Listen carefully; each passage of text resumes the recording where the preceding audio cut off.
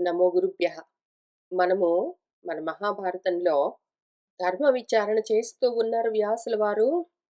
అన్ని యాంగిల్స్ నుంచి దాన్ని కవర్ చేస్తూ ఉన్నారు. మనం దాన్ని చూస్తూ వస్తూ ఉన్నాము. ఈ ప్రకరణం ఎక్కడ మొదలైంది?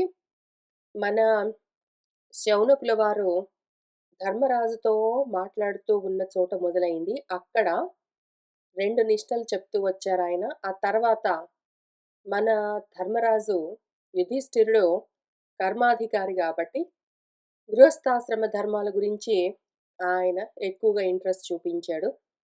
దాంతో మళ్ళీ మనం గృహస్థ ధర్మాలన్నీ మాట్లాడుతూ వస్తూ ఉన్నాము. ఈలోగా ధర్మాలు అంతా బాగున్నాయి. కానీ ఒకవేళ మనము చెయ్యవలసిన కర్తవ్యాలు చెయ్యకుండా ఉంటే, క్షాత్రధర్మమేమి క్షత్రియులన్న వాళ్ళు శత్రువులను నశింపచెయ్యాలి. ఎక్కడైతే అన్యాయం జరుగుతుందో దాన్ని నిగ్రహించాలి. ఇవన్నీ చెయ్యాలి గదా! అవి చెయ్యకపోతే దానివల్ల అధర్మాన్ని ఆచరించినట్టవుతుంది గదా! అని కృష్ణ చెప్తూ వచ్చింది. మన ధర్మరాజు 2 చేస్తూ ఉన్నాను అని అనుకుంటూ ఉన్నాడు. బ్రహ్మక్షత్రం 2 ఆచరిస్తూ ఉన్నాను అని ఆయన అనుకుంటూ ఉన్న సమయంలో, బ్రహ్మం సరే గాని క్షత్రం నువ్వు ఆచరిస్తున్నట్టు లేదే. నీలో క్షత్రం నశించింది. క్షాత్ర లక్షణం కనిపించట్లేదు. క్షాత్రానికి విపరీతంగా నువ్వు ప్రవర్తిస్తూ ఉన్నావు అని కృష్ణ మన ద్రౌపది చెప్పినట్టుగా మన వ్యాసుల వారు ఒక నెపము కల్పించి, దానికి ధర్మరాజు ధర్మం గురించి ఆయనేమనుకుంటున్నాడో చెప్తూ ఉన్నట్టుగా మనకు నేర్పిస్తూ ఉన్నారు. ముఖ్యంగా ఉండవలసిన ధర్మమేమి, క్షాత్ర ధర్మమేమి అంటే సహనంగా ఉండడము. క్షాత్ర ధర్మం అనగానే ఇంక ప్రతి వాడి మీద కోపం తెచ్చుకుని కొట్లాటలకు వెళ్ళిపోవడము, యుద్ధాలకి వెళ్ళిపోవడము, ఆ విధమైన పరాక్రమాలు చూపించడము కాదు క్షాత్రధర్మము. క్షాత్రధర్మము ఏదైనా సరే ధర్మము అంటే సహనము, క్షమ అనేది ఉండాలి. క్రోధము ఉన్నది అంటే అది నశింపచేస్తుంది. క్రోధ మూలంగా నశించిపోతారో అట్లా ఉండడానికి వీల్లేదు. ఎప్పుడైతే మనిషి ఎప్పుడు క్రోధాన్ని వహిస్తూ ఉన్నాడో వాడు నశించిపోతాడు. ఎప్పుడైతే మనిషి క్రోధాన్ని సహిస్తూ ఉన్నాడో వాడు బాగుపడతాడు. క్రోధం వల్ల నాశముంటుంది. లోకాలన్నీ నశించిపోతాయి. ఈ విషయం తెలిసిన నేను ఎందుకు కోపగిస్తాను? కోపంతో ఉన్నవాడు ఎంతటి మాటైనా మాట్లాడతాడు. ఎటువంటి చేష్టైనా చేస్తాడు. ఏమనాలి, ఏమి అనొద్దు, ఏమి చెయ్యాలి, ఏమి చెయ్యరాదు అన్నవి కూడా తెలియకుండా ఉంటాడు. వాడు ధర్మాధర్మ విచారణ చెయ్యలేకుండా ఉంటాడు. హింసలతో కూడి ఉంటాడు క్రోధంతో ఉన్నవాడు. ఎవడైతే పరమ శ్రేయస్సు కోరుకుంటున్నాడో అటువంటి వాడు క్రోధాన్ని వదిలిపెట్టి ఉండాలి. ఎందుకు అంటే క్రోధాన్ని సహించినవాడు, తట్టుకున్నవాడు, క్షమని చూపించినవాడు గొప్ప భయం నుంచి కాపాడబడతాడు. పైగా వాడు ఇతరులను కూడా గొప్ప భయం నుంచి తరింపచేస్తాడు. ఎవడైతే మూర్ఖుడున్నాడో వాడే క్రోధాన్ని ధరించి ఉంటాడు. ఎవరైతే బాగుపడాలని కోరుకుంటున్నారో దాన్ని వదిలిపెట్టి దూరంగా క్షమతో, దయతో ఉండాలి అని ఆయన చెప్తూ వస్తూ ఉన్నారు. మనం దాన్ని చూస్తూ వెళ్తూ ఉన్నాము. ఇంక కొద్ది శ్లోకాలు, ఇంకొక 20 శ్లోకాల పైగా ఉన్నది. మనం నేర్చుకుంటూ వెళ్దాము. ఈలోగా ఇక్కడ కొన్ని సెనారియోస్ చెప్పారు. 3 సెనారియోస్ చెప్పారు మన గురువుగారు వ్యాసుల వారు. మన యుధిష్ఠిరుడు అన్న పాత్ర ద్వారా. ఒకటేమి అంటే అశక్తుడున్నాడు, బలహీనుడు, శారీరకమైన బలం తక్కువ. వాడు మూర్ఖుడు కూడా, బుద్ధి బలం గూడా తక్కువ. ఆ విధంగా 2 విధాలుగా బలహీనంగా ఉన్నవాడెవడున్నాడో. ఆ తర్వాత ఎవరైతే తనకన్నా ఎక్కువ బలంతో ఉన్నాడో, ఎవరైతే తనకన్నా తక్కువ బలంతో ఉన్నవాడు, తక్కువ తెలివితేటలున్నవాడో వాడిపైన కోపం చూపించేవాడు. లేదా సమానమైన తెలివితేటలు, బలము ఉన్నవాడితో కోపాన్ని ప్రదర్శించేవాడు అని ముగ్గురు గురించి చెప్పారు. ఇప్పుడు దీన్ని మనము 2 గ్రూప్స్ చేసి ఆలోచన చేద్దాము. ఇక్కడ చెప్తున్నదేంటంటే ఎటువంటి పరిస్థితి అయినా సరే కోపాన్ని మనము నిగ్రహించి తీరవలసిందే. ఎటువంటి పరిస్థితిలో అయినా సరే మనం కోపాన్ని కంట్రోల్ చేయవలసిందే. కోపాన్ని మాత్రం మనం వదిలిపెట్టి తీరవలసిందే. కోపాన్ని ప్రదర్శించరాదు. కోపాన్ని ప్రదర్శించామంటే నశించిపోతాము. ఎంతో అనర్థం కలుగుతుంది. నష్టపోతాము అని చెప్తూ ఉన్నారు. అంతా బాగుంది. కానీ మనం ఒకవేళ కోపగించడం లేకపోయినా గూడా, మనల్ని హింసిస్తూ ఉన్న వాళ్ళు ఉంటూనే ఉంటారు మన చుట్టూ. అటువంటప్పుడు ఏం చేయాలి అని కూడా మనం ఆలోచన చేసుకుందాము. ఫస్ట్ సినారియో మనకన్నా బలవంతుడు. వాడి దగ్గర తెలివితేటలు ఎక్కువున్నాయో, వాడి దగ్గర శారీరకమైన బలం ఎక్కువుందో, అటువంటి వాడు బలహీనుడినైన నన్ను హింసిస్తున్నాడనుకోండి.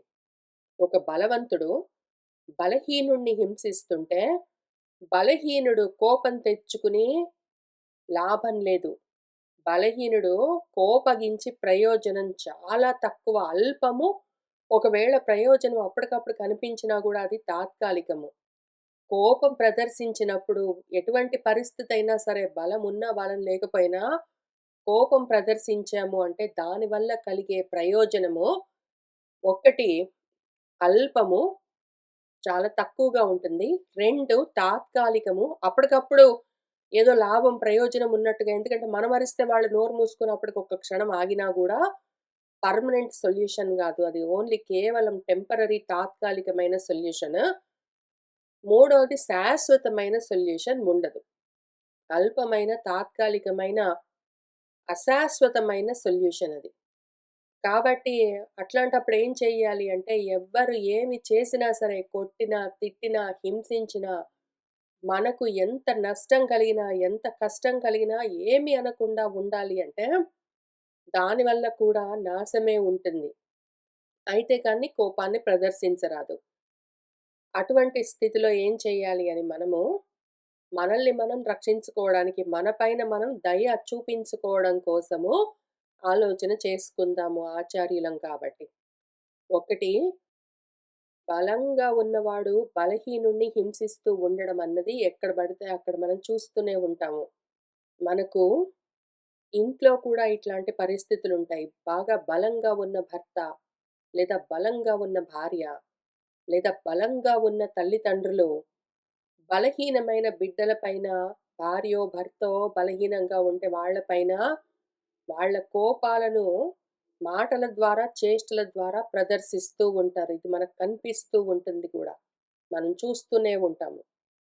ఈ రకంగా ఇంట్లో ఉన్న బుల్లీయింగ్, అన్‌హెల్తీ, అన్‌సేఫ్ ఎన్వైర్న్‌మెంట్స్ ఒక గ్రూప్. సెకండ్ గ్రూప్ బయట గూడా ఇట్లాంటి వాళ్ళుంటారు. బయట మనం ఉద్యోగం చేసే చోట, మన స్నేహితుల్లో, బంధువుల్లో, మనకు తెలిసిన వాళ్ళలో, మనం ఎక్కడికెళ్తామో అక్కడ స్కూల్స్‌లో ముఖ్యంగా స్కూల్ యార్డ్ బుల్లీస్ ఎక్కువుంటారు. బడిలో చదువుకుంటూ ఉన్నప్పుడు పిల్లలందరూ ఒకలాగుండరు. కొంతమంది ఎక్కువ చదువుకుంటారు, కొంతమంది తక్కువ చదువుకుంటారు, కొంతమంది పొడుగ్గా ఉంటారు, పొట్టిగా ఉంటారు, లావుగా ఉంటారు, సన్నగా ఉంటారు, బలంగా ఉంటారు, బలం లేకుండా ఉంటారు, డబ్బులుంటాయి, డబ్బులుండవు. రకరకాలుగా ఉంటాయి. అన్ని రకాలుగా ఉన్న ఆ పరిస్థితిలో యూజువల్లీ ఎలిమెంటరీ అప్పుడు అంతంత మాత్రంగా తెలుస్తుందో లేదో, మిడిల్ స్కూల్‌కొచ్చేసరికి అటు ఇటు గాని వయసులో ఉన్నప్పుడు బలంగా ఉన్న పిల్లలు, బలహీనమైన పిల్లల పైన హింసాపూర్వకమైన చర్యలు, మాటలు ప్రయోగించడము చాలా ఎక్కువగా కనిపిస్తూ ఉంటుంది. కాబట్టి స్కూల్ యార్డ్ బుల్లీస్, ఆ తర్వాత ఆఫీస్‌కొచ్చినప్పుడు ఆఫీస్ సినారియోస్‌లో గూడా అట్లాంటివి ఉంటూనే ఉంటాయి. బయట గూడా ఇట్లాంటి బుల్లీస్ ఉంటారు. మూడో రకం బుల్లీస్ ఆన్‌లైన్ బుల్లీస్. ఆన్‌లైన్ ఇంటర్నెట్‌లో కూడా సైబర్ బుల్లీయింగ్ చేసేవాళ్ళుంటారు. నువ్వు ఫోటోస్ పలానవి పంపించావో, లేకపోతే వాళ్ళతోటి ఏదైనా ఒక మంచో, చెడో మాట షేర్ చేశావో, నీ పర్సనల్ విషయాలు షేర్ చేశావో, ఇంకా దాన్ని పెట్టుకుని బ్లాక్‌మెయిల్ చేస్తూ, రకరకాలుగా హింసించడానికి గూడా ప్రయత్నాలు చేస్తూ ఉంటారు. ఇట్లాంటప్పుడు ఏదో ఒక కారణానికి బలం కలిగిన వాళ్ళు, ఏదో ఒక కారణానికి బలహీనంగా ఉన్న వాళ్ళ పైన హింసాపూరితమైన చర్యలు, మాటలు ఉపయోగిస్తూ ఉన్న పరిస్థితిలో ఏం చేయాలి అంటే, ఎదురు తిరిగి ఉపయోగం లేదు. ఇంట్లో అమ్మ గాని, నాన్న గాని అన్యాయంగా మాట్లాడుతూ ఉన్నారు. చిన్నబుచ్చుతూ ఉన్నారు, లేతే కొడుతూ ఉన్నారు. లేదా భార్యను భర్త అట్లానే చిన్నబుచ్చడం, కొట్టడం. లేదా భర్త భార్యను కొట్టడం, చిన్నబుచ్చడం. ఇట్లాంటివన్నీ జరుగుతూ ఉన్నప్పుడు, భార్య బలహీనంగా ఉన్నది భర్త కొడుతున్నాడో, రకరకాల మాటలతో హింసిస్తున్నాడంటే ఎదురు తిరిగో, గట్టిగా అరిచో, గొడవలు బెట్టుకునో, ఏడ్చో, అప్పటికప్పుడు కొంచెము రెస్పైట్ కొంచెం అప్పటికప్పుడు తాత్కాలికంగా ఉపశమనం కలిగినట్టుగా అనిపించినా గూడా, అది నిలబడదు. లేదా భార్య బలంగా ఉన్నది భర్తను కొడుతున్నదో, తిడుతున్నదో ఏంటో జరుగుతున్నది అంటే, భర్త ఏమి అనకుండా తట్టుకుంటూ వెళ్ళిపోవడము. ఎన్నాళ్ళు చేస్తాము? లేదా ఎదురు తిరిగి ఏమైనా అంటే ఎంతవరకుంటుంది ఆ ప్రోగ్రెస్? కాబట్టి ఇటువంటి సిట్యుయేషన్స్‌లో ఇంట్లో జరుగుతూ ఉన్నప్పుడు ఏం చేయాలి అంటే, ఎవరైనా దాని గురించి ఏమైనా చేయగలిగిన వాళ్ళుంటే వాళ్ళకి చెప్పాలి. నాకీ కష్టమొచ్చింది అని చెప్పాలి. కానీ మిగిలినవైతే పర్వాలేదు. ఇంట్లో వాళ్ళే తల్లి, తండ్రి, భార్య, భర్త ఒకళ్ళనొకళ్ళు హింసించుకుంటుంటే చెప్పడానికి ఎవరు ముందుకు రారు. లాయల్టీ ప్రోగ్రామ్ ఒకటుంటుంది. ఫెమిలియల్ లాయల్టీ ప్రోగ్రామ్‌లో సబ్‌స్క్రైబ్ అయ్యి ఉంటారు. భార్య కొడుతుందని భర్త, లేతే భార్య హింసిస్తుందని భర్త, లేతే భర్త హింసిస్తున్నాడని భార్య, లేతే తల్లిదండ్రులు కొడుతున్నారని పిల్లలు. పిల్లల వల్ల హింసలు కలిగితే తల్లిదండ్రులు ఇట్లా బయటెవరికీ చెప్పుకోవడానికి ఇంట్రెస్ట్ చూపించరు. అయితే అట్లా చేయడానికి వీల్లేదు. తల్లిదండ్రులైనా సరే, బిడ్డలైనా సరే, భార్యాభర్తలైనా సరే, ఫ్యామిలీలో, ఇంట్లో ఎన్వైర్న్‌మెంట్ సరిగ్గా లేకపోతే అన్‌సేఫ్‌గా ఉన్నది అంటే, నిజంగా కొట్టడం అంటే వాతలు పడేలాగా కొట్టడము, దెబ్బలు తాకడము, రక్తాలు కారడము, కుట్లు పడడము, గాయాలవ్వడము, ఇంత ప్రమాదకరమైన విషయాలు గూడా అవసరం లేదు.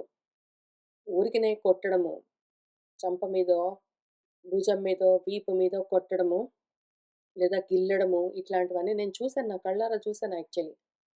ఇవన్నీ ఎప్పుడైనా ఒక్కసారి జరిగితే గూడా తట్టుకోవడం అనవసరము. అయితే కాన్స్టెంట్‌గా జరుగుతూ ఉన్నాయి రెగ్యులర్‌గా అంటే మాత్రము ఓపిక చేసుకొని, ఎవరైనా దీని గురించి మీకు సహాయం చేయగలిగిన వాళ్ళకి చెప్పడము అవసరము. చెప్పకుండా అట్లానే దాచుకుని, దాచుకుని సిగ్గుపడో, ఎవరైనా ఏమైనా అనుకుంటారనో, తెలియకో, లేదో తర్వాత రిపర్కషన్స్ ఎక్కువుంటాయని భయపడో, ఏదో కారణానికి సప్రెస్ చేసుకుని, అట్లానే మనసులో పెట్టుకుని నెట్టుకుంటొచ్చారంటే, ఆ గాయాలు ఒకవేళ దేహానికి కలిగిన గాయాలు మానినా గూడా, మనసుకు కలిగిన గాయాలు మానవు. ఎంత కాలమైనా సరే వాళ్ళు 60, 70 ఏళ్ళొచ్చి ముసలివాళ్ళైనా సరే ఆ గాయాలు అట్లానే ఉంటాయి. ఎందుకు ఇది మనం ఇంత చెప్పుకోవాల్సొస్తుంది అంటే, అవన్నీ కూడా మనతో పాటొస్తాయి. అవన్నీ గూడా వాసనలుగా వసించి ఉంటాయి. మళ్ళీ జన్మలనిస్తాయి. మనము చిత్తశోధన చేసుకుంటూ ఉన్న సమయంలో ఇంట్లో జరిగిన ఇటువంటివన్నీ ఏవున్నాయో, ఆ గాయాలు, కష్టాలు మానకపోతే, వాటిలో నుంచి బయటపడలేకపోతే మనం సాధన చేయలేం. మన సాధన చెడిపోతుంది. కాబట్టి ఒకవేళ ఏమైనా ఇంట్లో ఉన్నాయి అంటే, ఇంతకు ముందు జరుగుతూ ఉన్నాయి, తప్పించుకున్నారంటే మంచిది. లేదా ఇంకా జరుగుతూ ఉన్నాయి అంటే, నిలబడి మీ గురించి మీరు ఎవరైనా సహాయం చేయగలిగితే వాళ్ళతో చెప్పడము, అత్యవసరము నోరు మూసుకొని సహింతాము.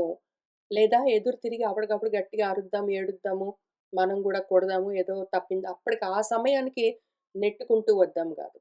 అప్పటికప్పుడు క్విక్ ఫిక్స్ ఏదో బ్యాండ్ ఎయిడ్ వేసుకున్నట్టో, ఏదో అప్పటికప్పుడు కట్టగట్టినట్టు ఎమర్జెన్సీ క్విక్ ఫిక్సెస్ గాదు. అవి పని చెయ్యవు. ఆ గాయాలు మనసుకి తగిలినవి మానవు. యాక్చువల్‌గా శరీరానికి తగిలిన దెబ్బలు ఒకవేళ తగ్గినా గూడా, పోనీ నిజంగా మీద పడి కొట్టకపోయినా, నోటి మాటలతో మనసుని గాయపరుస్తుంటే గూడా ఒకవేళ భర్త అట్లా చేస్తున్నాడంటే భార్య తట్టుకుని అట్లానే నోరు మూసుకుని అట్లానే నెట్టుకుని రావాలి చచ్చిపోయిన దాకా అని మన శాస్త్రాలు చెప్పవు. అట్లానే భర్త గూడా భార్య అన్యాయంగా బిహేవ్ చేస్తూ ఉన్నది అంటే చచ్చిందాకా అట్లానే అంటుకొనుండాలి జీడిపాకమేసుకుని. ఎంత హింస అయినా భరిస్తూ ఉండాలి అని మన శాస్త్రాలు చెప్పవు. అట్లా చెయ్యరాదు. అటువంటి అన్‌సేఫ్ కండిషన్స్ ఉంటే, అన్‌సేఫ్ ఎన్వైర్న్‌మెంట్స్ ఉంటే బయటపడడం అత్యవసరము. బయటపడడం అత్యవసరము. దాన్ని రిజాల్వ్ చేయగలిగిన వాళ్ళెవరైనా ఉంటే వాళ్ళకి తప్పనిసరిగా చెప్పవలసి ఉంటుంది. ప్రతి వాడికి చెప్పుకుంటూ తిరగడం గాదు. దాని గురించి ఏమైనా చేయగలిగిన వాళ్ళుంటే వాళ్ళకి చెప్పడం అవసరము. ఫ్యామిలీలో జరిగే ఇట్లాంటి ద్రోహాలు, అన్యాయాలు చాలా చూసి, చూసి, చూసి చెప్తున్నాను నేను అనుభవంతో. అటువంటి సిట్యుయేషన్స్‌లో మీరున్నారు అంటే మీరు సాధన చెయ్యలేరు. మీ వల్ల గాదు. కాబట్టి మిమ్మల్ని మీరు ఉద్ధరించుకోవడానికి ఫస్ట్ స్టెప్ అట్లాంటి పరిస్థితుల్లో నుంచి బయటపడ్డం.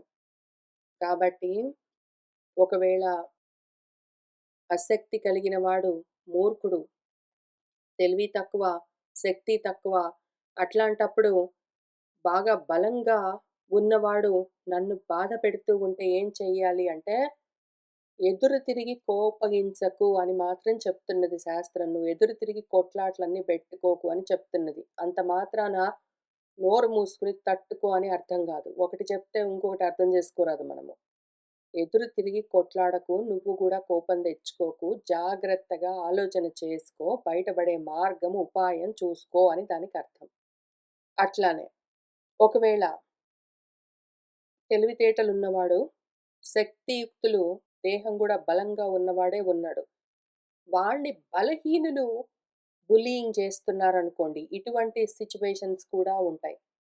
బలంగా ఉన్నవాళ్ళు శరీరం బలంగానే ఉంటుంది. వాళ్ళకి బుద్ధి బలం గూడా ఉంటుంది. కానీ మాత్రము తెలివి తక్కువ ఉన్నవాళ్ళు, బలహీనంగా ఉన్నవాళ్ళు, ఈ బలంగా ఉన్న వాళ్ళని కూడా హింసించే ప్రమాదాలు అటువంటి పరిస్థితులు కూడా ఉంటాయి. అప్పుడు కూడా ఇంతే. బలంగా ఉన్నవాడు దేహానికి బలమున్నది, బుద్ధికి బలమున్నది గాబట్టి, వాడు గూడా అట్లనే కోపం ప్రదర్శించడానికి బయలుదేరితే, దానివల్ల కలిగే ప్రయోజనం గూడా అంతే తాత్కాలికము, అల్పము, అశాశ్వతము. అందుకని ఏం చెయ్యాలి అంటే, బలం కలిగిన వాడు బలహీనులు హింసిస్తుంటే గూడా, అదే విధంగా వాడు అందులో నుంచి బయటపడ్డానికి ఒక మార్గాన్ని, ఉపాయాన్ని వాడే ఆలోచన చేసుకోవాలి. ఎప్పుడైతే బలహీనులు వాడిని హింసిస్తున్నారో మీద బడి కొట్టలేడు. వాళ్ళనింక వేరే విధంగా హింసించలేడు. కోపాన్ని ప్రదర్శించలేడు. చెయ్యరాదు తప్పు కాబట్టి. అయితే అంత మాత్రాన బలహీనులు హింసిస్తుంటే బలవంతుడు నోరు మూసుకొని సహించాలని ఎక్కడా మన శాస్త్రాలు చెప్పవు. అందుకని మనం ఏం జేయాలి అంటే అటువంటి పరిస్థితుల్లో బలవంతులు బలహీనుల చేత హింసించబడుతున్న వాళ్ళు గూడా ఇంతే జాగ్రత్తగా ఆలోచన చేసుకొని, తెలివితేటలన్నీ ఉపయోగించి బయటపడే మార్గాన్ని వెతుక్కోవలసి ఉంటుంది. ఏదో ఒక తప్పించుకునే ఉపాయము, పర్మనెంట్ సొల్యూషన్ ఆలోచన చేసుకోవాలి. అట్లానే మనంత బలము, మనంత తెలివితేటలుండి మనకు సమానంగా ఉన్నవాడు మనల్ని హింసిస్తుంటే గూడా, వాడు కోపంతో మనల్ని ఏమైనా చేస్తుంటే, మనం గూడా కోపం తెచ్చుకొని మనం చేయడానికి వీల్లేదు. అప్పుడు గూడా మనం నశిస్తాము. వాడెట్లైనా నశించే పోతాడు. మరి మనమేం చెయ్యాలి అంటే ఇంతే విషయము. తెలివితేటలన్నీ ఉపయోగించి తప్పించుకునేందుకు, బయటపడేందుకు ఉపాయాన్ని ఆలోచన చేసుకోవాలి. ఇవన్నీ చేయవలసి ఉంటుంది. ప్రతి వాళ్ళు ఎవరికి వాళ్ళు ఆలోచన చేసుకొని చెయ్యాలి. ఇక్కడ క్షంతవ్యం క్షమించవలసి ఉన్నది. క్రోధం చూపించరాదు, క్షమ, సహనం అవసరము అన్నంత మాత్రాన హింసను తట్టుకో అని మనము దాన్ని ఆటోమేటిక్ ట్రాన్స్‌లేషన్ చెయ్యరాదు. క్షమించడము, క్షమ, సహనము, దయ ఉండాలి అంటే మనల్ని హింసిస్తున్న వాళ్ళ పైన సరే, మన పైన కూడా ఉండాలి. ఆ దయ, క్షమ, సహనము, ఓర్పు మనము మన గురించి చూపించుకోవాలి. వాళ్ళ గురించి చూపించాలి. ఎందుకు చేయాలి? ఎవరు చెయ్యాలి? ఎందుకు చెయ్యాలి అంటే జారిపోకుండా ఉండాలి. పైకి వెళ్ళాలి అంటే, ఆత్మోద్ధరణ చేసుకోవాలి అంటే ఇట్లా చెయ్యాలి. ఎవరు చెయ్యాలి? ఎవరైతే సాధకులై ఉన్నారో వాళ్ళు. సాధన లేని వాళ్ళు ఎవరెవరుంటారో వాళ్ళు ఎట్లా పడితే అట్లా ఉంటారు. వాళ్ళ కోపాలు, తాపాలు నిగ్రహించుకోవడం చేతగాక ప్రదర్శించుకుంటూ తిరుగుతూ ఉంటారు. వాళ్ళు నశించిపోయే ఉన్నవాళ్ళు. వాళ్ళ గురించి మనం చేయగలిగింది లేదు. కానీ వాళ్ళతో మనము వ్యవహరిస్తున్నప్పుడు మనకు హింసలు కలుగుతూ ఉంటాయి. అటువంటప్పుడు మనము మన పైన దయ చూపించుకోవాలి. వాళ్ళ పైన గూడా దయ చూపించాలి. కోపం ప్రదర్శించడం గాదు. క్షమ ప్రదర్శించి అటువంటి పరిస్థితుల్లో నుంచి పర్మనెంట్ సొల్యూషన్ మనం ఆలోచన చేసుకోవాలి. ఇది సాధకులైన వాళ్ళు చేసి తీరవలసిందే. సాధకులకి తప్పనిసరి ఫండమెంటల్ రిక్వైర్మెంట్. ఇంత మాత్రం చేయకుండా సాధన ఏం చేస్తాము? వాళ్ళరిస్తే మనం అరుచుకుంటూ కూర్చున్నామంటే సాధన ఎక్కడ చేయగలుగుతాం మనము? వాళ్ళని పూర్తిగా వదిలిపెట్టగలమా పోనీ? అమ్మో, నాన్నో, భార్యో, భర్తో, కొడుకో, కూతురో, ఫ్రెండ్సో, ఆఫీస్ వాళ్ళో, తెలిసిన వాళ్ళో మనం ఎవరెవరితో ఏమేం వ్యవహారాలు చేస్తున్నామో వాళ్ళని వదిలిపెట్టగలమా? క్రోధంతో ఉంటారు. మూర్ఖులు వాళ్ళు. తెలిసి తెలియక ఇష్టమొచ్చినట్టు మాట్లాడతారు. ఇష్టమొచ్చినట్టు బిహేవ్ చేస్తారు. కాబట్టి వదిలిపెట్టేస్తున్నాను అని జ్ఞానంతో త్యాగం చేయగలమా? చేయలేం గదా ఇంకా. కర్మ సన్యాసమే చేయడం రావట్లేదు. అంటే ఏంటో అర్థం సరిగ్గా తెలీదు. కాబట్టి కర్తవ్యాలనుకుంటూ బంధాలన్నీ పెట్టుకుంటాము. బంధువులందరూ గొప్ప తెలివితేటలు, జ్ఞానం గలిగిన వాళ్ళు, గొప్ప సాధకులు అయి ఉంటారన్న రూల్ లేదు. గ్యారంటీ లేదు. అటువంటి మూర్ఖులతోటి వ్యవహారం చేస్తూ ఉన్న సమయంలో వాళ్ళు ఎప్పుడు ఏదో దానికి ఏదోటి అంటూనే ఉంటారు. ఏదోకటి చేస్తూనే ఉంటారు. కోపం తెప్పించినంత మాత్రాన నువ్వు గూడా కోపించడానికి వీల్లేదు. అంత మాత్రాన నీ మీద దయ చూపించుకోకుండా హింస అనుభవించవలసిన అవసరం లేదు. చెయ్యరాదు.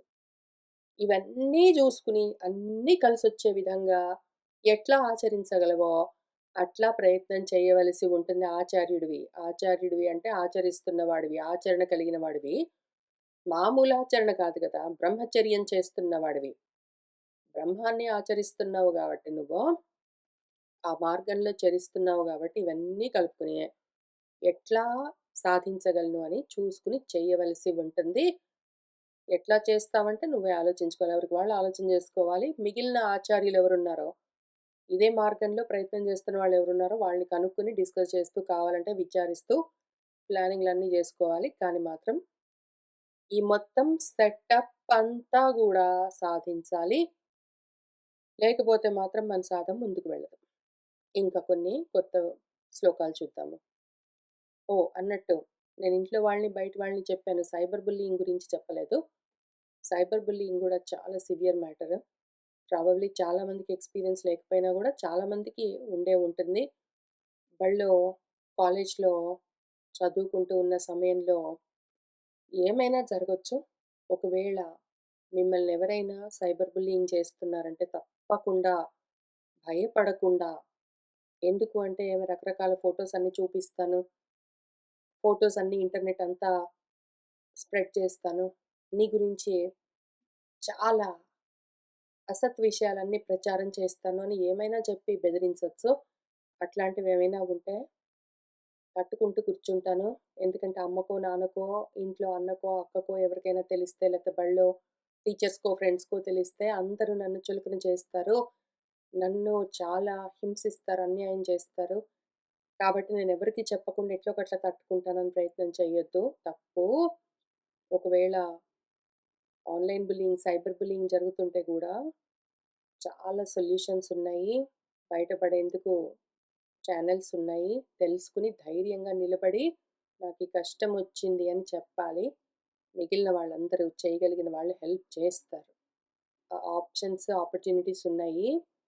కాబట్టి ఏ రకమైన హింస అనుభవించకుండా, మనము సహనం కోల్పోకుండా, కోపం తెచ్చుకోకుండా ఏ విధంగా వ్యవహరించాలి అని తెలుసుకొని చేయవలసి ఉంటుంది.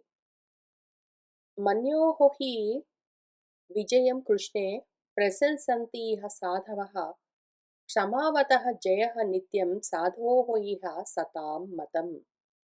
కృష్ణ, సాధవః సన్మార్గంలో ఉన్న వాళ్ళేం చెప్తారంటే, ఎవరైతే మన్యోః విజయం, మన్యువును అంటే కోపాన్ని జయించారో, అటువంటి వాళ్ళని ఈ లోకంలో ప్రశంసిస్తూ ఉంటారు. ఎవరైతే కోపాన్ని జయించారో, ఎవరైతే కోపాన్ని తమ వశంలో, అదుపులో పెట్టుకోగలరో, అటువంటి వాళ్ళను అందరూ గొప్పగా ప్రశంసిస్తారు. పైగా సత్పురుషుల యొక్క అభిప్రాయం ఏమి అంటే వాళ్ళేం చెప్తారు సత్పురుషులు అంటే, ఎవరైతే సాధువున్నాడో, సన్మార్గంలో ఉన్నాడో, ఎవడైతే క్షమావంతుడై ఉన్నాడో, వాడు సన్మార్గంలో అందుకనే మనం క్షమ గురించి ఇంత చెప్పుకుంటూ రావాల్సొచ్చింది. మనం సన్మార్గంలో సత్ అంటే బ్రహ్మ మార్గంలో ఉన్నాము. బ్రహ్మచర్యం చేస్తున్నాము, బ్రహ్మ మార్గంలో చరిస్తున్నాము. అట్లా ఉండాలి అంటే మాత్రం క్షమ మనకు తప్పనిసరి ఫండమెంటల్ బేసిక్ రిక్వైర్మెంట్. కోపం తెచ్చుకున్నాము, అలిగాము అంటే మాత్రము సన్మార్గంలో నుంచి తప్పిపోయాం, జారిపోయామని తెలుసుకోవాలి. ఎవరైతే సన్మార్గంలో ఉన్నారో వాళ్ళు క్షమావంతులై ఉంటారు. సహనము, ఓర్పుతో ఉంటారు. అప్పటికి ఒకవేళ వాళ్ళని హింసిస్తున్న వాళ్ళు మాటలతోటో, చేష్టలతోటో బాధ పెడుతుంటే గూడా, అప్పటికి సహనం వహించి తర్వాత చేయవలసింది వాళ్ళు జ్ఞానంతో చేస్తారు. తమ పైన తాము దయ చూపించుకోవడం కూడా అత్యవసరము. ఈ విధంగా చేసినవాడు తప్పకుండా నిత్యము జయం పొందుతాడు అని సత్పురుషులు చెప్తూ ఉంటారు కాబట్టి, అంత ముఖ్యము కోపం తెచ్చుకోరాదు, సహనంతో ఉండాలి. చేయవలసిన సమయం వచ్చినప్పుడు చేయవలసింది ఆలోచనతో చేస్తూ, అందులో నుంచి ఆ కష్టంలో నుంచి బయటపడాలి. ఇదంతా చేస్తూ ఉన్న వాళ్ళే సాధించవలసింది సాధిస్తారు. లేకపోతే వాళ్ళు సాధకులవ్వరు.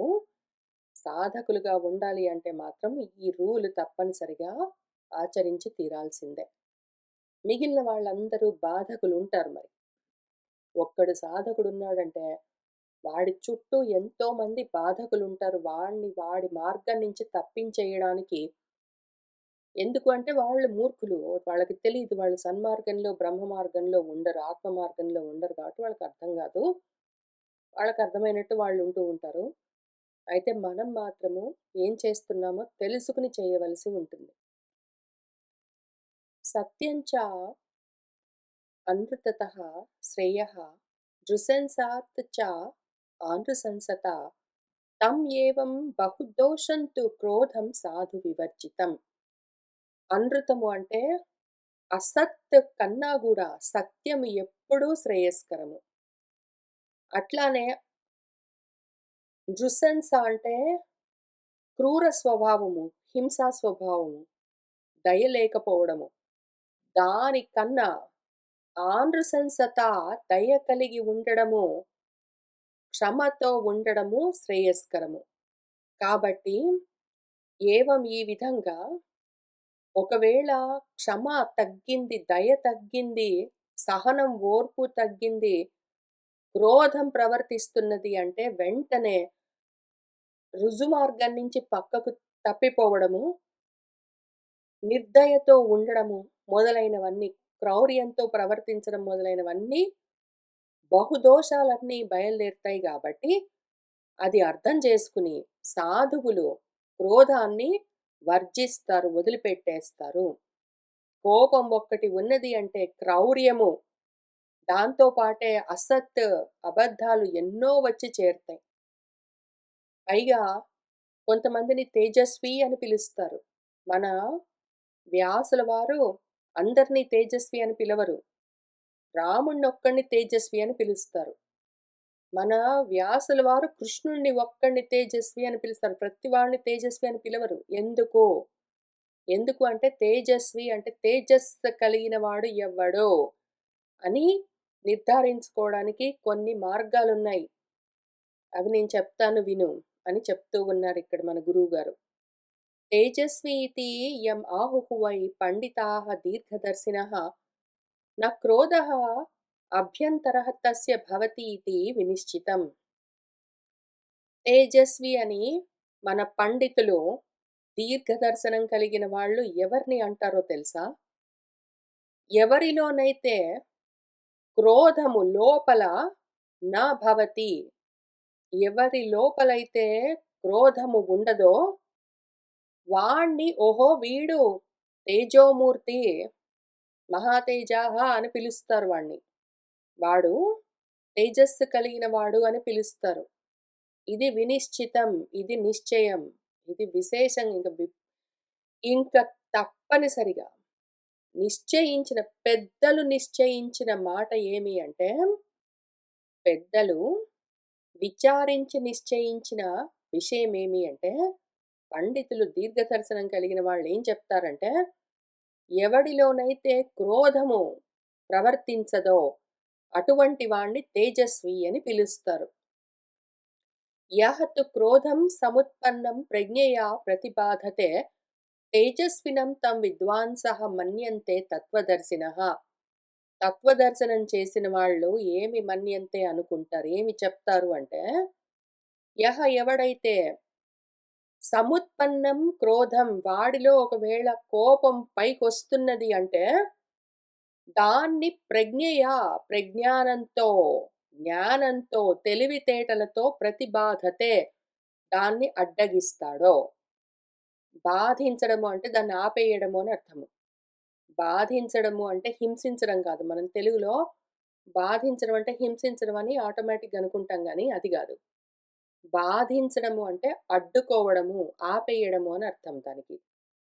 ప్రతిబాధతే అంటే ఎవడైతే దాన్ని ఎక్కడెక్కడ వాడిలో కోపం పైకి లేస్తున్నదో, అక్కడక్కడ దాన్ని నిగ్రహిస్తూ ఉన్నాడనుకోండి, ఆపేస్తూ ఉన్నాడనుకోండి, అటువంటి వాణ్ణి ఓహో! వీడు తెలివిగలిగిన వాడు, వీడు తేజస్వి అని పిలుస్తారు తత్వం తెలిసిన వాళ్ళు. దాని గురించి తెలిసిన వాళ్ళు తత్వవేత్తలు. క్రుద్ధః హి కార్యం శుశ్రోణి న యథావత్ ప్రపశ్యతి న అకార్యం న చ మర్యాదాం నరః క్రుద్ధః అనుపశ్యతి. ఓ శుశ్రోణి ద్రౌపది, కృష్ణ, క్రుద్ధుడున్నాడనుకో, కోపంతో ఉన్నవాడున్నాడనుకో, వాడు కార్యము ఏది చెయ్యాలి అన్నది యథావత్ ఉన్నది ఉన్నట్టుగా నా ప్రపశ్యతి చూడలేడు. కోపంతో ఉన్నవాడికి ఏం చెయ్యాలో సరిగ్గా అర్థం గాదు. వాడు ఏదైనా చేస్తాడు, ఏమైనా అంటాడు. ఆ తర్వాత కోపంలో ఉన్నాను, ఏదో అన్నాను ఏమనుకోకండి. అప్పుడు కోపంలో అంత మాట అన్నాను. అప్పుడు కోపంలో అట్లా చేశాను అని తర్వాత వాడు తాపం పొందుతాడు. ఏం ఉపయోగము? ఆ సమయంలో ఏం చెయ్యాలి, ఏం చెయ్యకూడదు, కార్యము ఏమి చెయ్యాలి అని తెలీదు వాడికి. అకార్యము ఏమి చెయ్యకూడదు అని తెలీదు వాడికి. ఆ సమయంలో ఏం చెయ్యాలో, ఏం చెయ్యొచ్చో వాడికి అర్థమే గాదు. ఎందుకు అంటే బుద్ధి మందగించి ఉంటుంది. ఎందుకు వద్దు, వద్దు, వద్దు, కోపం వద్దు. ఎవరికైనా వద్దు. కోపం ఎవరికీ మంచిది గాదు. కానీ కోపము సాధకులకు వద్దు. నువ్వు సన్మార్గంలో, సత్మార్గంలో, బ్రహ్మ మార్గంలో ఉన్నావు అంటే, కోపము నీలో ప్రవర్తించరాదో అని ఎందుకు చెప్తారు అంటే, కోపం పైకొచ్చింది అంటే బుద్ధి సన్నగిల్లుతుంది. ఆటోమేటిక్‌గా బుద్ధి ఏది మంచో, ఏది కాదో అని విచారణ చేసే శక్తి సామర్థ్యాలు పోగొట్టుకుంటుంది. దానికి తెలియదు ఆ సమయంలో. బుద్ధి నశిస్తుంది కోపం ఉన్నదంటే. మతి భ్రమిస్తూ ఉంటుంది ఆ సమయంలో. వాడికి మర్యాదలంటే హద్దులు తెలియదు. ఎంత దూరం వెళ్ళాలి, ఎక్కడ ఆగాలి అని ఆ హద్దు తెలియదు. మర్యాద అంటే హద్దు. బౌండరీ అని అర్థం. వాడికి బౌండరీస్ తెలియవింకా. హద్దు తప్పిపోతాడు వాడు. మర్యాదలు తప్పిపోవడం అంటే హద్దు తప్పిపోవడం. వాడు ఎక్కడ ఎంతవరకు ఉండాలో అంతవరకు, ఎంతవరకు చెయ్యాలో అంతవరకు, ఎంతవరకు అనాలో అంతవరకని ఆ హద్దులు, ఆ మర్యాదలు తెలియవు వాడికి. హద్దు తప్పిపోతాడు వాడు.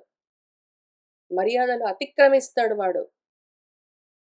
క్రుద్ధః నరః కోపంతో ఉన్న మనిషికి హద్దులు తెలియవు, మర్యాదలు తెలియవు. ఏది చెయ్యాలి, ఏది చెయ్యరాదు అన్నది గూడా యథావత్తుగా ఉన్నది ఉన్నట్టుగా చూడ్డం వాడికి ఇంక రాదు. వాడు బుద్ధి కోల్పోయి ఉంటాడు ఆ సమయంలో. కాబట్టి సాధకులకు క్రోధము మాత్రము పరిపంధి, శత్రువు. కామః ఏష క్రోధః ఏషః అని మన భగవంతుడు భగవద్గీతలో పరిపంధినః ఎవడైతే సాధకుడున్నాడో వాడికి ఇవి శత్రువులు అర్జున అని చెప్పారు. క్రోధము శత్రువు మనకు. ఎందుకు అంటే బుద్ధి నశించేందుకు ముఖ్యమైన కారణము కోపము. దానితో వెంటనే మనము మన మార్గం నుంచి జారిపోతాము, తప్పిపోతాము, చెడిపోతాము, నశించిపోతాము. ఇంతకీ తేజస్ అన్నారు గదా! తేజస్ నశిస్తుందని జెప్పారు గదా! ఎవరిలో అయితే క్రోధం ఉండదో వాళ్ళలో తేజస్సు ఉంటుంది. వాడిని తేజస్వి అని పిలుస్తారని జెప్పారు గదా! ఈ తేజస్వి ఈ తేజస్వికి తేజస్సు కలిగిన వాడికి ఉండే లక్షణాలేంటి అని చూపిస్తున్నారిక్కడ. దాక్ష్యం, మర్షణం, శౌర్యం చ శీఘ్రత్వం ఇతి తేజసః గుణాః క్రోధాభిభూతేన న శక్యాః ప్రాప్తుం అంజసా. తేజస్సు కలిగిన వాడు వీడు అని మన పండితులు, మన దీర్ఘదర్శనం కలిగిన వాళ్ళు, తత్వదర్శనం కలిగిన వాళ్ళు చెప్తారు గదా! ఇప్పుడు ఆ తేజస్వి అంటే తేజస్సు కలిగిన వాడన్నారు గదా! తేజస్సు కలిగిన వాళ్ళలో ఉండే గుణాలేంటంటే, దక్షత ఉంటుంది. పని సాధించగలిగిన దక్షత ఓన్లీ తేజస్సున్న వాళ్ళకుంటుంది. తేజస్సున్న వాళ్ళు పని సాధించగలరు. వాళ్ళనుకున్నారంటే ఆ పనిని సాధించగలరు. మర్షణం, మర్షణము అంటే సహనము, ఓర్పు ఉంటుంది వాళ్ళలో. వాళ్ళు ఏదైనా సాధించడానికి బయలుదేరినప్పుడు ఏమైనా అడ్డంకులొచ్చినా సరే, ఏవైనా ప్రతిబంధకాలున్నా, ఏవైనా బాధకాలున్నా, ఏవైనా సరే వాళ్ళు విచారిస్తూ, ఆలోచిస్తూ, దాటుతూ వెళ్తూ ఉంటారు. వాళ్ళ మార్గాన్ని వదిలిపెట్టకుండా చివరికి దాన్ని సాధిస్తారు. అటువంటి సహనము, ఓర్పు ఉండాలి మరి. సాధించాలి అంటే మనం మామూలుగా ఏదో ప్రాపంచికమైన చిన్న చితకా వస్తువు గాదు. మనం ఏకంగా బ్రహ్మ పదార్థాన్ని సాధించాలనుకున్నప్పుడు ఇంకా ఎంత ఓర్పుండాలి, ఇంకా ఎంత సహనముండాలి, ఇంకా ఎంత దక్షత ఉండాలి. శౌర్యము, పరాక్రమం ఉండాలి. ఏమాత్రం నీరస పడకుండా ఉత్సాహంగా, సంతోషంగా ముందుకు వెళ్ళే శక్తి ఉండాలి. శీఘ్రత్వం, చురుకుదనము ఉండాలి. ఈ చురుకుదనము, శౌర్యము, సహనము, ఓర్పు, దాక్ష్యము, దక్షత ఇవన్నీ గూడా తేజస్సు కలిగిన వాళ్ళలో ఉండే గుణాలు. అయితే ఎప్పుడైతే మనలో క్రోధం పైకొస్తుందో, ఆ క్రోధంతో దెబ్బతిన్న వాడికి ఇవన్నీ నశిస్తాయి. వాడిలో ఒకవేళ ఇంతకు ముందు గొప్ప దక్షత ఉన్నది వాడు ఏదైనా సాధించగలడు. వాడు చాలా సహనమూర్తి. వాడు మంచి చురుకుతనంతో పనులని సాధించుకుని రాగలిగిన వాడు ఉన్నాడనుకోండి. వాడిలో ఈ లక్షణాలు ఇంతకుముందు ఉండేవి. కానీ ఎప్పుడైతే వాళ్ళలో కోపం పైకొచ్చిందో, వాళ్ళ బుద్ధి నశిస్తుంది, సన్నగిల్లుతుంది గాబట్టి, ముందు వెనకాల చూసుకోవడం ఉండదు వాడికి గాబట్టి, ఇంక ఏదో ఒకటి అనడం, ఏదో ఒకటి చేయడము, చాలా అనర్థం తెచ్చుకోవడం చేస్తూ ఉంటాడు. అటువంటి సమయంలో క్రోధం చేత దెబ్బతిన్న వాడిలో ఇంకా ఈ తేజస్ అన్నది పొందడము కష్టం. వెంటనే ఒకవేళ వాళ్ళలో ఇంతకుముందు ఉంటే గూడా.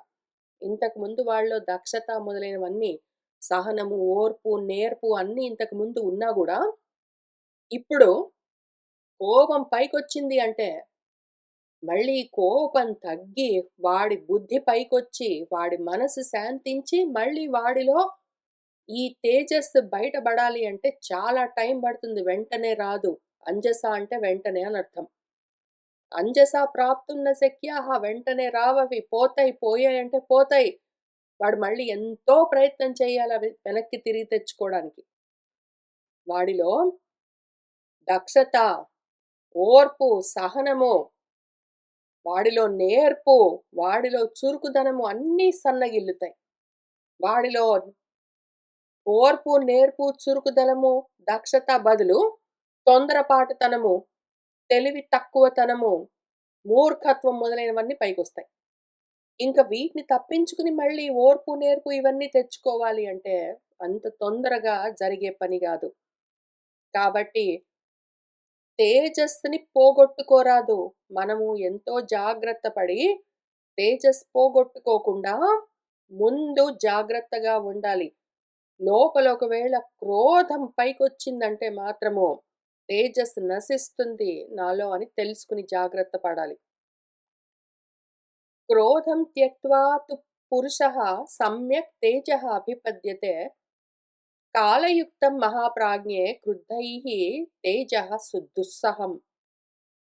ఏ పురుషుడైతే క్రోధం త్యక్త్వా కోపాన్ని వదిలిపెట్టి ఉంటాడో, వాడిలో సమ్యక్‌గా, సమగ్రంగా తేజస్సు బాగా పైకొచ్చి ఉంటుంది.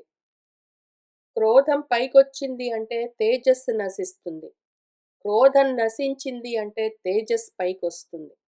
తేజస్సు పైకొచ్చి ఉండాలి, నిలకడగా ఉండాలి అంటే వాడిలో క్రోధం నశించాలి.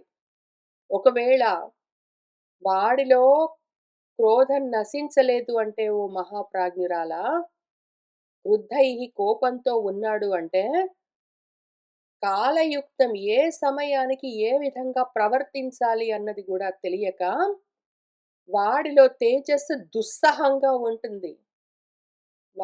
వాడిలోని తేజస్సు వాడే తట్టుకోలేడింక. అసలే ఏమీ లేని వాడికి కోపమొస్తే తట్టుకోవడం కష్టము. గొప్ప దక్షత, గొప్ప ఓర్పు, గొప్ప నేర్పు, గొప్ప చురుకుదనం ఇవన్నీ ఒకప్పుడు ఉన్నవాడు ఇప్పుడు కోపంతో ఉన్నాడంటే ఇవన్నీ నశించి, ఆ ప్లేస్‌లో గొప్ప అసహనం పైకొస్తుంది. దాంతో మిగిలినవన్నీ నశించిపోతాయి. మర్షణము అంటే సహనము, తేజస్సుకుండే గుణము. దుస్సహము ఇంక సుదుస్సహం మామూలుగా గూడా గాదు. సహించలేకపోవడం, తట్టుకోలేకపోవడం. అసహనము క్రోధానికి లక్షణము. కాబట్టి క్రోధాన్ని మనము నిగ్రహించి తీరవలసిందే. క్రోధః తు అపండితైః సస్వత్తేజః ఇతి అభిధీయతే. రజః తత్ లోకనాశాయ విహితం మానుషాన్ ప్రతి. మన రావణుడు గొప్ప తేజస్సు కలిగిన వాడు అని ఎవడైనా అన్నాడు అంటే, అటువంటి వాడు పండితుడు గాదు. వాడు అపండితుడు. తెలివి తక్కువ వాడు. వాడికి అర్థం గాక క్రోధమే తేజస్సు అని అనుకుంటూ ఉంటాడు. శశ్వత్ అంటే మాటి మాటికి ఇంక అదే పనిగా వాడిలో మహా కోపము పైకొచ్చి ఉంటూ ఉన్నది అంటే వాడు గొప్ప తేజస్సు కలిగిన వాడు అని.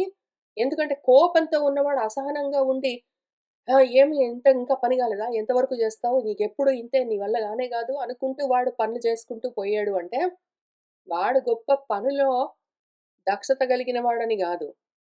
వాడిలో రజస్సు, తేజస్సు గాదు. కోపంతో ఉన్నాడు అంటే వాడిలో తేజస్సు నశిస్తుంది అనుకున్నాం గదా!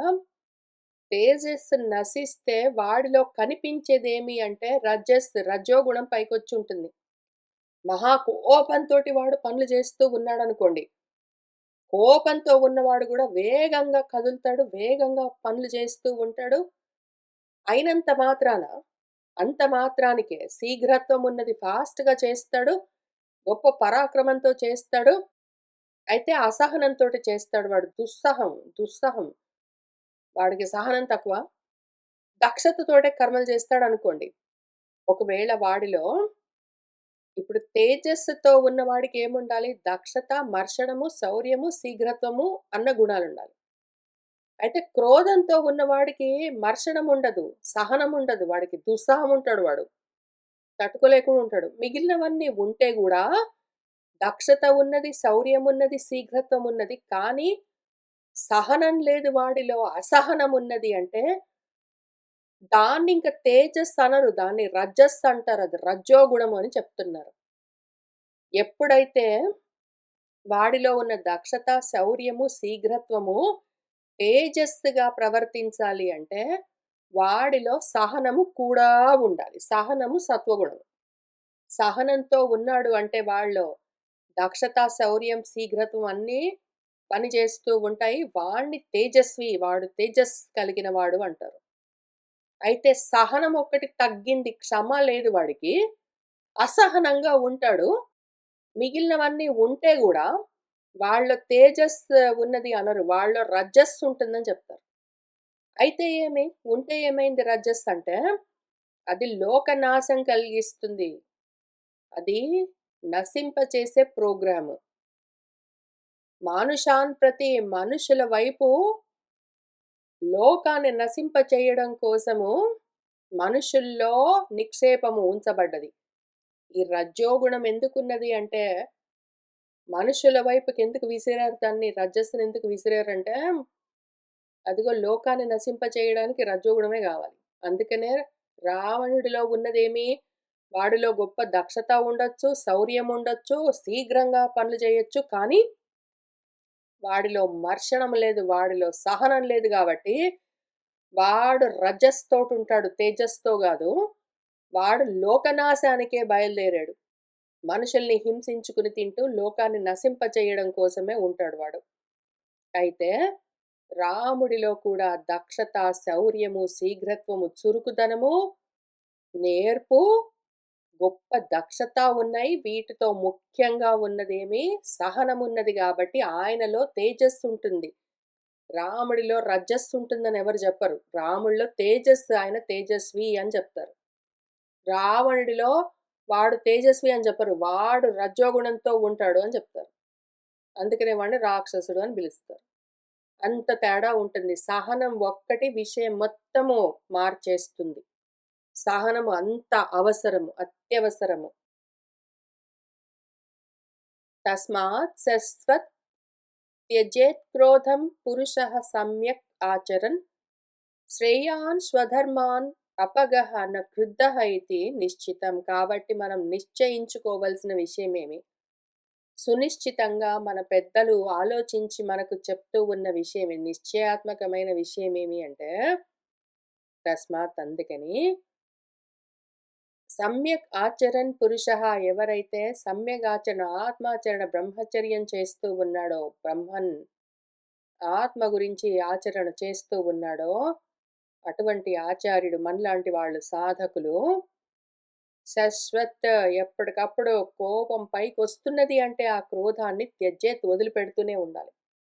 కోపం పైకొస్తున్నది వస్తున్నట్టే దాన్ని అర్థం చేసుకోవాలి. వెంటనే ఆపేస్తూనే ఉండాలి. ఆపేస్తూనే ఉండాలి. ఎట్లా? తెలివితేటలతో, ఆలోచనతో, జ్ఞానంతో కోపాన్ని ఎప్పటికప్పుడు నిగ్రహిస్తూనే ఉండాలి. ఎప్పుడెప్పుడు కోపాన్ని మనం కంట్రోల్ చేయలేకపోయామో, మన చేతులు దాటిపోయిందో, ఇంక అక్కడి నుంచి మనము జారిపోయాము. మనము మన సాధనలో నుంచి జారిపోయాము. మన మార్గం తప్పిపోయాము అని అర్థం చేసుకోవాలి. అసలు కోపాన్ని కంట్రోల్ చేయడం ఫండమెంటల్. నువ్వు తర్వాత చెయ్యి. నువ్వు ధర్మాలవన్నీ తర్వాత ఆచరించు. స్వధర్మాలు, ఆత్మధర్మాలనేవో చెప్తారు. అవన్నీ నువ్వు తర్వాత ఆచరణ చేయొచ్చు. ముందసలు కోపాన్నే వదిలిపెట్టలేకపోతే నువ్వు స్వధర్మాచరణ ఎట్లా చేస్తావు? అప్పటికప్పుడు నీకు కోపాన్ని ఇంకా కంట్రోల్ చేయడానికి రావట్లేదు అంటే, స్వధర్మాచరణ తర్వాత చేద్దువు గాని. అదొకవేళ అపగము పక్కకెళ్ళిపోతే గూడా, ఆ సమయానికి నీ స్వధర్మాచరణ, ఆత్మాచరణ పక్కకెళ్ళినా సరే పర్వాలేదు. ముందు కోపాన్ని సర్వవేళలా నీ వశంలో ఉంచుకోవడానికి ముందైతే ఆ సాధన చెయ్యి. దాన్ని దృఢపరుచుకో. ఇది చూపించడం కోసమే మన రామాయణంలో మన వాల్మీకి మహర్షి విశ్వామిత్రుడు అన్న పాత్ర ద్వారా మనకేం నేర్పించారో, మాటి మాటికి ఈ 2 నరక ద్వారాలేవున్నాయో మన పరిపంతులు, మన శత్రువులు. ఒకటి కోపము, ఒకటి కోరిక. ఒకటి కోపము, ఒకటి కోరిక. ఒకటి కోపం, ఒకటి కోరిక. ఈ రెండిటితోటే గదా మన విశ్వామిత్రుడు మాటి మాటికి జారిపోయి, కానీ చివరికి ఆయన ఎప్పుడైతే కోపాన్ని తన వశంలో పెట్టుకున్నాడో, కోపాన్ని జయించాడో, ఇంకా ఆ తర్వాత కదా ఆయన బ్రహ్మర్షి అయ్యాడు. ఎందుకు అంటే, మాటి మాటికి ఏదో ఒక ఆటంకం వస్తూనే ఉంది ఆయనకి పాపము. ఇంక చివరిగా రంభనో ఎవరో ఒకళ్ళొచ్చారు. రంభ అంటే మళ్ళీ ఇంకేంటో మనసులో ఆలోచన రారాదు. రంభము అంటే ప్రారంభము. అన్న ఉపసర్గ లేదా అన్న ఉపసర్గ యాడ్ చేసుకుంటే అర్థమవుతుంది. ప్రారంభము లేదా ఆరంభము. దాన్ని రంభము అని పెట్టారు మన శాస్త్రవేత్తలు. కాబట్టి ఏదైతే మళ్ళీ కోపమో, కోరికో ప్రారంభమయింది అంటే, దాన్ని కంట్రోల్ చేస్తూ ఉండాలి. చివరగా మళ్ళీ ఏమి ప్రారంభమైంది ఆయనలో? క్రోధం ప్రారంభమైంది, ఆరంభమైంది. ఏదో జరిగింది ముందు కామము ప్రారంభమవ్వవలసి కాలేదు. దాంతో ఏమైందంటే, ఆయనలో క్రోధం కలగవలసిన ఏదో పరిస్థితొచ్చింది. అది గూడా గాలేదు. ఇంకా క్రోధమే ప్రారంభం గాపోతే కామమెక్కడ ఉంటుంది నిలబడి? ఆయన ఆ విధంగా కామక్రోధాలని రెండింటిని దాటాడు. కాబట్టి ఆయన బ్రహ్మర్షి అయ్యాడు అని మన బాలకాండలో మన వాల్మీకి మహర్షి చూపిస్తూ వచ్చారు. కాబట్టి ఈ విధంగా ముందు దీని మీద ఫోకస్ చేయాలి. కోపాన్ని నిగ్రహించగలిగామంటే దాంతో పాటు కామం గూడా కంట్రోల్‌లోకొచ్చేస్తుంది. కామం ఉన్నది అంటే అది క్రోధంలాగా పరిణామం చెంది ఇంక అక్కడి నుంచి మన సర్వనాశానికి ప్రణశ్యతి అని చెప్పారు భగవద్గీతలో. ధ్యాయతో విషయాన్ పుంసః అన్న 2 పద్యాల్లో. కాబట్టి ముందు ఇనీషియలీ అసలు నీ కోపమే నీ కంట్రోల్‌లో ఉండట్లేదు. నీ కోపాన్నే నువ్వు కంట్రోల్ చేసుకోవడానికి నీకు చేత కావట్లేదంటే, అటువంటి పరిస్థితిలో నువ్వు స్వధర్మాచరణ ఎక్కడ చేయగలవు? బ్రహ్మచర్యం ఏం చేస్తావు? నీ వల్ల గాదు గానీ, ఎక్కువగా ఆశపడకు. ఇనీషియలీ స్వధర్మం కొంచెం పక్కన పెట్టినా పర్వాలేదు, అపగమైనా పర్వాలేదు గానీ, ముందు క్రోధాన్నయితే కంట్రోల్ చేసుకో. ఇది మాత్రం నిశ్చయం. ఇది తప్పనిసరి. నాకు కోపం ఉండడానికి వీల్లేదు. కావాలంటే స్వధర్మాచరణ ఒక్క నిమిషము పక్కన బెట్టి, ఒక క్షణమో, ఒక నిమిషమో, ఒక వారమో, ఒక 3 నెల్లో, ఒక ఏడాదో, 6 ఏళ్ళో ఎంతసేపో ముందైతే కోపాన్ని నీ కంట్రోల్‌లోకి తెచ్చుకున్నావంటే, ఇంక తర్వాత స్వధర్మాచరణ శాంతిగా సాగిపోతుందసలు. ఏ ఆటంకము, ఏ బాధకము లేకుండా. లేకపోతే ఈ క్రోధమే నీకు గొప్ప ఆటంకం. అదే గొప్ప బాధకము నీ సాధనకు. ఏమైనా సరే క్రోధము ఉండడానికి వీల్లేదు ఇది నిశ్చయం. యది సర్వం అబుద్ధీనాం అతిక్రాంతం అమేధసాం అతిక్రమః మద్విధస్య కథంస్విత్ స్యాత్ అనిందితే, యది ఒకవేళ అబుద్ధులు, బుద్ధి తక్కువ వాళ్ళు, అమేధస్సులు, తెలివి తక్కువ వాళ్ళు సర్వం అన్నింటినీ దాటుకుంటూ వెళ్ళిపోతారు.